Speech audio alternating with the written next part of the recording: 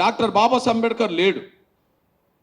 కానీ బాబాసాహెబ్ అంబేద్కర్ తర్వాత ఆ స్థాయిలో దేశవ్యాప్తంగా ప్రచారంలో ఉన్న అంబేద్కర్ మనవడు ఎవరు? ప్రకాష్ అంబేద్కర్. ఆ స్థాయిలో కాకపోయినా దేశం మొత్తం మీద అంబేద్కర్ మనవడిగా ప్రచారం జరిగిన నాయకుడి పేరు ఎవరు అంటే ప్రకాష్ అంబేద్కర్. ప్రకాష్ అంబేద్కర్ గారిని ఎస్సీ వర్గీకరణ కరెక్టా కాదా మీరు ఏం చెప్తారంటే, ఎంఆర్పిఎస్ పెట్టిన ఉస్మానియా యూనివర్సిటీలో పెట్టిన పబ్లిక్ మీటింగ్ వచ్చి ఎస్సీ వర్గీకరణ కరెక్టే, అందరికీ న్యాయం జరగాలంటే వర్గీకరణ జరగాలని చెప్పిపోయాడు. ఎస్సీ రిజర్వేషన్ల వర్గీకరణకు సంపూర్ణ మద్దతు ప్రకటిస్తున్నట్లు రాజ్యాంగ నిర్మాత డాక్టర్ బిఆర్ అంబేద్కర్ మనమడు ప్రకాష్ అంబేద్కర్ తెలిపారు. వర్గీకరణ విషయంలో ప్రధానమంత్రి నరేంద్ర మోడీ గారిని కలిసి త్వరగా నిర్ణయం తీసుకోవాలని కోరుతానని శుక్రవారం ముంబైలోని అంబేద్కర్ స్వగృహమైన రాజగృహలో ప్రకాష్ అంబేద్కర్ను ఎంఆర్పిఎస్ వ్యవస్థాపక అధ్యక్షులు కలిసి వర్గీకరణ అంశంపై సుదీర్ఘంగా చర్చించారు. రెండు తెలుగు రాష్ట్రాల్లో ఉన్న వర్గీకరణ ఆవశ్యకత, ప్రజల్లో ఉన్న ఆకాంక్ష, ఎంఆర్పిఎస్ ఉద్యమ ప్రస్థానాన్ని ప్రకాష్ అంబేద్కర్ కృష్ణమాదిగా వివరించారు. ఉమ్మడి ఆంధ్రప్రదేశ్లో 4 సంవత్సరాలు వర్గీకరణ అమలైనప్పుడు విద్యా ఉద్యోగ రంగాల్లో వచ్చిన అవకాశాలు, వర్గీకరణ లేని సమయంలోని అవకాశాలపై ప్రకాష్ అంబేద్కర్ మందకృష్ణను అడిగి తెలుసుకున్నారు. రిజర్వేషన్లో వర్గీకరణ లేకపోవడం వల్ల రిజర్వేషన్లు దోపిడీ జరుగుతున్నమాట వాస్తవేనని, ఆర్థికంగా ఎదిగిన కులాలు అట్టడుగున్న వారిని మరింత అణగదొక్కుతున్నారని ఆయన తెలిపారు. ఏపీ తెలంగాణలో జరుగుతున్న వర్గీకరణ ఉద్యమంపై తనకు పూర్తి అవగాహన ఉందని అంబేద్కర్ పేర్కొన్నారు. రిజర్వేషన్ల ఫలాలు అందరికీ దక్కాలన్న డిమాండ్ను మనస్ఫూర్తిగా స్వాగతిస్తున్నట్టు డాక్టర్ ప్రకాష్ అంబేద్కర్ చెప్పేశాడు.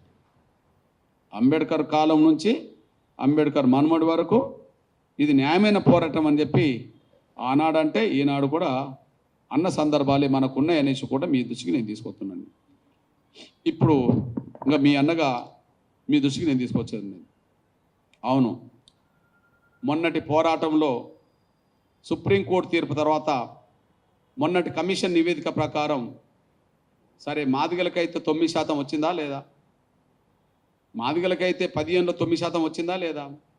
ఈ లెక్కన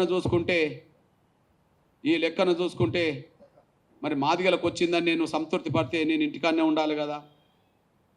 మాదిగలతో పాటు ఇంకొక వర్గానికి 1% వచ్చిందా లేదా? మరి 59 కులాల రిజర్వేషన్ల ఫలాలు ఎక్కువ పొందిన వాళ్ళు ఎవరంటే మాలలే పొందిన చరిత్ర ఉన్నదా లేదా? 59 కులాల్లో రిజర్వేషన్ల ఫలాలు ఎవరు ఎక్కువ పొందిండ్రంటే మాలలే పొందిండ్రని చరిత్ర ఉన్నదా లేదా? మరి మాలలే రిజర్వేషన్లు ఎక్కువ పొందడం వల్ల నష్టపోయింది ఎవరు? మాదిగలు కదా. నష్టపోయింది ఎవరు? ఇతర కులాలు కదా. ఆ నష్టం జరిగిందని చెప్పే ఉద్యమం 30 ఏళ్ళు జరిగింది కదా. పోనీ ఇప్పుడు ఎంతో కొంత న్యాయం జరిగింది అనుకుందాం. ఎంతో కొంత న్యాయం జరిగింది, ఇంకో 1% 1% తేడా ఉంటే నేను మాట్లాడుతున్నాను అనుకుందాం. మరి మాదిగలకు కొంత న్యాయం జరిగిందని చెప్పి నేను ఇంటికాడ ఉండవచ్చు. కానీ రేపు మాలల వల్ల నా మహర్లకు నేతకాన్ వల్ల కూడా అన్యాయం జరగబోతుంది. అందుకు న్యాయం జరగాలని చెప్పి నేను కోరడానికి ఇక్కడికి వచ్చాను. ఇది విషయం మర్చిపోదు. ఇప్పుడు మాదిగలకు ఎంతో కొంత వాట వచ్చింది, 1% 1% పెంచుకునే పోరాటానికి నేను ఎవరిని ఒప్పించాలో ఎవరిని మెప్పించాలో నా ప్రయత్నం నేను చేస్తాను.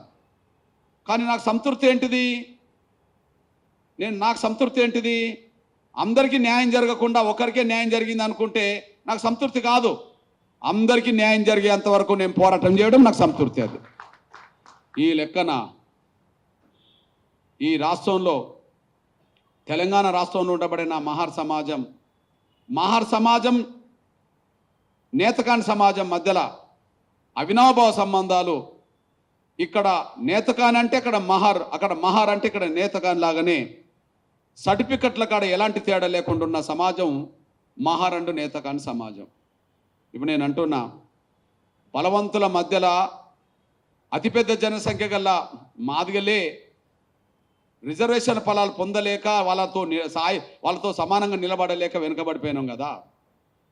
బలవంతులైన అంబేద్కర్ సాధించి పెట్టిన రిజర్వేషన్ ఫలాలు ఏకపక్షంగా పొంది డెవలప్ అయిన లక్షల కోట్ల రూపాయల వ్యాపారాలు చేసే 60 ఏళ్ళుగా చట్టసభలకు నాయకత్వం వహించే లక్షల కోట్ల రూపాయల వ్యాపారాలు చేసే వాళ్లకు, రాజకీయంగా పలుకుబడి ఉన్న వాళ్లకు మధ్యలో ఈ తెలంగాణలో జీవించే మహర్లు, తెలంగాణలో జీవిస్తున్న నా నేతకాని వర్గం పోటీ పడుతుందా అంటే నేను అంటున్నా, ఇప్పుడు చూడండి, రాష్ట్ర జనాభా లెక్కల ప్రకారమే 32 లక్షల మాదిగలు వచ్చిండ్రు, 15 లక్షల మంది మాలలు వచ్చిండ్రు. అంటే 15 లక్షల మంది మాలల దగ్గర 32 లక్షల మాదిగలే తట్టుకోలేని పరిస్థితులు ఉన్నప్పుడు మరి మూడో జనసంఖ్య గల్లా నా నేత కానీ నా మహార్ సమాజం ఎలా తట్టుకొని నిలబడుతుందో ఒకసారి అర్థం చేసుకోవాల్సింది నేను సవినంగా విజ్ఞప్తి చేస్తున్నాను. వీళ్ళే నిలదొక్కుకోలేదు కదా, వీళ్ళే నిలబడలేదు కదా, వీళ్ళే నిలదొక్కోలేదు, వీళ్ళే నిలబడలేదు కదా, మరి నా నేత కాని సమాజం, నా మహార్ సమాజం ఎలా నిలవకుంటుంది? రేపు మీ పిల్లల చదువుల సంగతి ఏంది? మీ పిల్లల ఉద్యోగాల సంగతి ఏంది? మీరు ఆర్థికంగా ఏ విధంగా ఎదుగుతారు? రాజకీయంగా ఎట్లా పైకి వస్తారు? దానికి గ్యారంటీ ఏమున్నది? ఒకే ఒక్క గ్యారంటీ, వాళ్ళతో కలిసి ఉంటే గ్యారంటీ లేదు, కానీ వర్గీకరణ సాధించి ప్రత్యేక గ్రూప్కి వస్తే మాత్రం గ్యారంటీ ఉన్నది. వాళ్ళతో ఉండడం వల్ల గ్యారంటీ లేదు, కానీ నీ వాటను కోరుకొని సాధించడం వల్ల నీ డెవలప్మెంట్కు, నీ అభివృద్ధికి గ్యారంటీ ఉన్నది. నీ బిడ్డల భవిష్యత్తు కోసం నువ్వు ప్రత్యేక గ్రూప్గా కోరుకుంటావో లేదా వాళ్ళతో కలిసి ఉన్నట్టుగా చేసి నీ బిడ్డల భవిష్యత్తును ప్రమాదాలు పాటేసుకుంటావో అది మీ చేతిలో ఉన్నదనేసి కూడా మీరు మర్చిపోదు.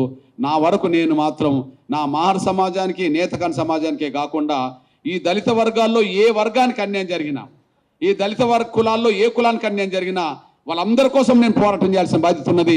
నేను మాదిగ ఉద్యమం నడుపుతున్నాను కాబట్టి మాదిగలు ఒక్కరి కోసమే నేను పోరాటం చేస్తే, లేదా మాదిగలకు న్యాయం జరిగిందని చెప్పి నేను సంతృప్తితో ఉంటే, నిజంగా అన్యాయం జరిగిన వర్గాలకు నేను కూడా అన్యాయం చేసిన వాడిని అవుతాను.